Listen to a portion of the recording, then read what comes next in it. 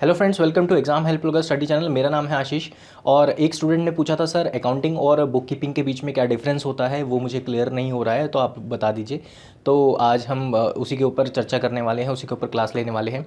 दोस्तों, सबसे पहले मैं बता देना चाहूँगा कि आप लोग जो कमेंट बॉक्स में कमेंट करते हैं कि सर इस टॉपिक पर मुझे वीडियो चाहिए, इस टॉपिक पर लेक्चर चाहिए, तो वो बहुत अच्छी बात है। बट मैं आप लोगों से कहना चाहूँगा एक बार क्योंकि काफ़ी सारे स्टूडेंट्स का मैंने ये देखा है कि जब वो कमेंट करते हैं तो वो देखते नहीं है कि हमारे चैनल पर वो ऑलरेडी अपलोडेड है।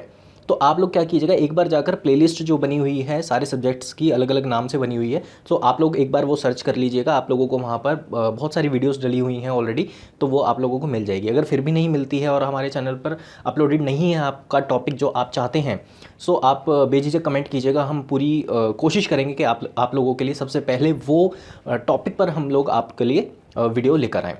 तो चलिए अब स्टार्ट करते हैं। बुक कीपिंग और अकाउंटेंसी के बीच में, अकाउंटिंग के बीच में क्या डिफरेंस होता है वो हम देखते हैं। देखिए, बुक कीपिंग, सबसे पहले इसका हम मतलब समझेंगे कि बुक कीपिंग क्या होता है और अकाउंटिंग क्या होती है। देखिए, अकाउंटिंग की ऑलरेडी एक वीडियो अपलोडेड है, ठीक है। तो आप लोग अगर चाहें डिटेल में उसको देखना कि अकाउंटिंग क्या होती है, उसको पढ़ना, तो आप लोग जाकर वो वीडियो देख सकते हैं पहले, ठीक है, जिससे कि आसान हो जाएगा आप लोगों को इसके बीच में डिफरेंस समझना। तो चलिए यहाँ पे देखते हैं हम कि दोनों के बीच में क्या डिफरेंस है। देखिए, बुक कीपिंग का मतलब क्या होता है, it is recording phase of accounting system. जब हम बिजनेस कर रहे हैं तो हमें बहुत सारे ट्रांजैक्शंस को रिकॉर्ड करना पड़ता है। अब अकाउंटिंग के अंदर हमने एक लंबी चौड़ी डेफिनेशन पढ़ी थी कि accounting is summarising, collecting, recording, identifying, ये वो तमाम तरीके की पूरी डेफिनेशन हम लोगों ने पढ़ी थी। उसके अंदर बहुत सारा प्रोसेस होता है, यानी कि पूरा प्रोसेस होता है। अकाउंटिंग एक बहुत बड़ा प्रोसेस है जो कि फर्स्ट स्टेज से लेकर, यानी कि डेटा को आइडेंटिफाई करना, इंफॉर्मेशन को गैदर करना, वहाँ से शुरू हो जाता है और एंड तक चलता है, प्रेजेंटेशन तक चलता है, जब तक हम डेटा को प्रेजेंट करते हैं। तो अकाउंटिंग क्या है, एक बहुत बड़ी चीज़ है। बुक कीपिंग उसका ही एक हिस्सा है। जब हम कहते हैं कि हम बिजनेस कर रहे हैं और बिजनेस में हमें बहुत सारी ट्रांजैक्शंस को रिकॉर्ड करना पड़ता है, सो उस रिकॉर्डिंग को, यानी कि एक फर्स्ट फेज में उसको रिकॉर्डिंग को हम बुक कीपिंग बोलते हैं, जो कि हर बिजनेसमैन करता है, जो कि हर एक, आजकल तो शॉप्स वगैरह में भी, काफ़ी पहले के ज़माने में नहीं होता था, आजकल तो शॉप्स वगैरह में भी काफ़ी अच्छे स्तर पर वो अपनी ट्रांजेक्शन को, डे टू डे ट्रांजेक्शन्स को रिकॉर्ड करते हैं। डे टू डे ट्रांजेक्शन्स को रिकॉर्ड करना एक अच्छे तरीके से वो बुक कीपिंग कहलाता है, ठीक है। लेकिन अकाउंटिंग क्या है, अकाउंटिंग उससे भी कुछ कदम आगे है, यानी कि उसको आप जितना भी आपने डेटा रिकॉर्ड किया है उसको आप प्रेजेंटेबल कैसे बना सकते हैं। बुक कीपिंग क्या है, आपका कोई शॉप है, आपका कोई बिजनेस है, कोई भी ट्रांजैक्शन हुई, आप लोगों ने क्या किया, उसको रिकॉर्ड कर दिया। शाम से माल लिया आपने उसको रिकॉर्ड कर लिया, अपने स्टाइल में रिकॉर्ड कर लिया, ठीक है ना।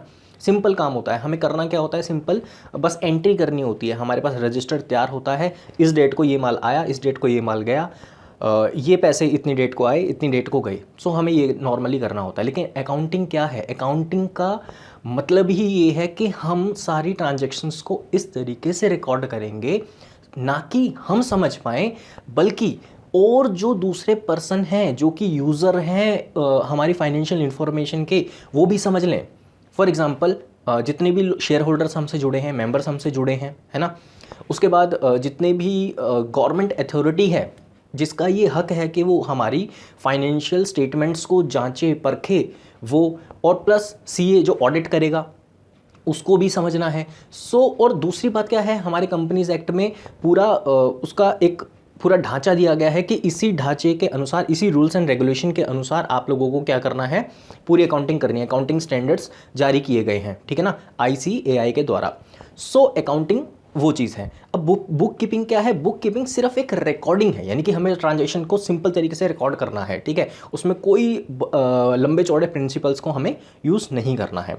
स्टेज, बुक कीपिंग की जो स्टेज होती है वो प्राइमरी स्टेज है, यानी कि वो पहला किया जाने वाला काम है, जो कि हर बिजनेसमैन, छोटे से छोटा बिजनेसमैन भी करता होगा, ठीक है।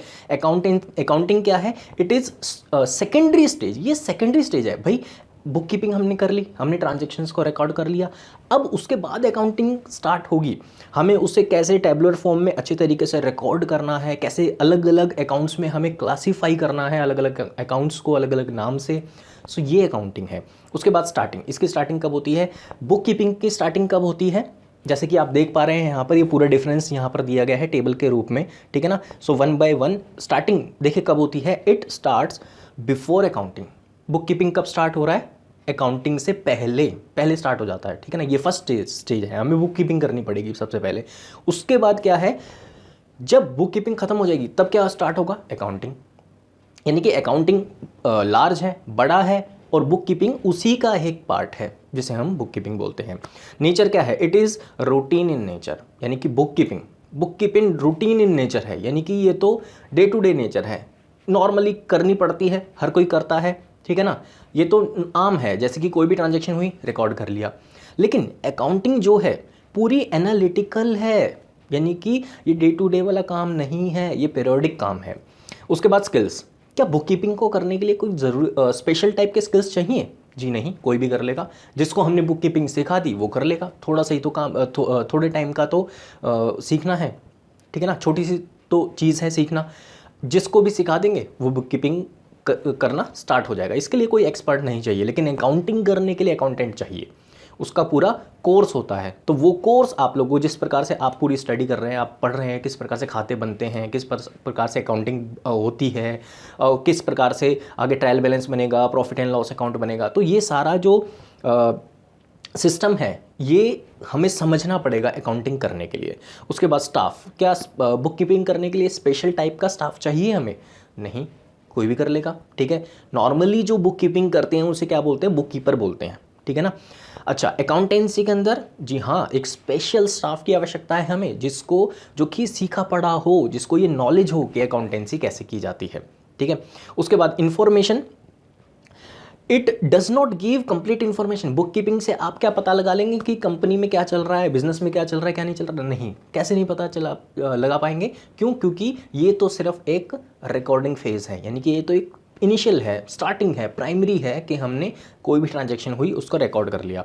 लेकिन अकाउंटिंग के अंदर जो भी हम चीज़ों को सिस्टमेटिकली रिकॉर्ड कर रहे हैं, जो भी हम प्रेजेंटेबल बना रहे हैं अपने डेटा को, कि ना ही मैं समझ पाऊँ, दूसरा भी इजीली समझ ले, क्योंकि हर किसी का रिकॉर्ड करने का तो तरीका अलग अलग हो सकता है, ठीक है ना।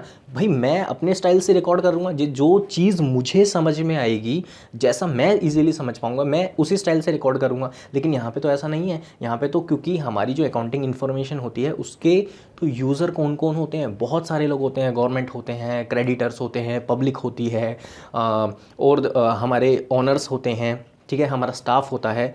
तो एक ऐसा तरीका हमें ढूंढना पड़ेगा, यूनिक तरीका हमें ढूंढना पड़ेगा जो कि अलग अलग ना हो, जो कि एक ही तरीका हो, एक ही तरीके से रिकॉर्ड किया जाए और सबको ये पता चल जाए हाँ ये चीज़ ऐसे ही होती है और इसी तरीके से रिकॉर्ड की जानी चाहिए और हर कोई उसको अंडरस्टैंड कर ले, ठीक है ना। सो ये तो बेसिक एक था कि बुक कीपिंग और अकाउंटेंसी के बीच में क्या डिफरेंस होता है। आई होप समझ में आया होगा। मैंने इसमें सारे पॉइंट डालने की कोशिश की है। आप चाहें तो इसी को आप एग्ज़ाम में पॉइंट्स के ज़रिए, देखिए पॉइंट के ज़रिए आंसर देना बहुत ज़्यादा ज़रूरी होता है और ठीक भी होता है। क्यों? क्योंकि एग्ज़ामिनर को भी काफ़ी कन्वीनियंट लगता है जो बच्चा पॉइंट्स में आंसर करके आता है, उसके मार्क्स हम कह सकते हैं कि अच्छे आते हैं। तो आप लोग पॉइंट्स के ज़रिए आंसर करके आइएगा। और चलिए मुझे टॉपिक बताइए कि नेक्स्ट जो मैं आप लोगों के लिए वीडियो लेकर आऊँ वो कौन सा टॉपिक हो। सो मिलते हैं नेक्स्ट टॉपिक के साथ, तब तक के लिए टेक केयर। फ्रेंड्स, हमारी वीडियो बनाने का एक खास मकसद है। हम उन बच्चों तक पहुंचना चाहते हैं जो ऐसी जगह पर रहते हैं जहां पर कोचिंग सेंटर, ट्यूशन सेंटर या फिर कॉलेजेस नहीं है, जिनके पेरेंट्स हैवी फीस अफोर्ड नहीं कर सकते, उन्हें कोचिंग सेंटर्स में नहीं भेज सकते। फ्रेंड्स, आप भी हमारी इस मुहिम में सहायता कर सकते हैं इन वीडियोस को शेयर करके।